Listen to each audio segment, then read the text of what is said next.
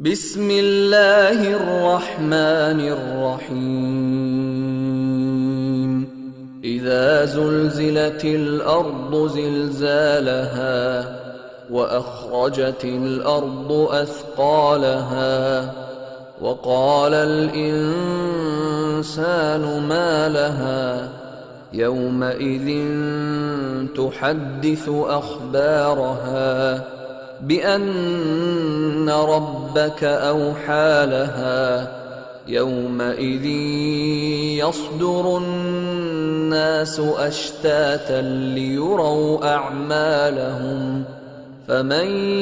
يعمل مثقال ذرة خيرا يره ومن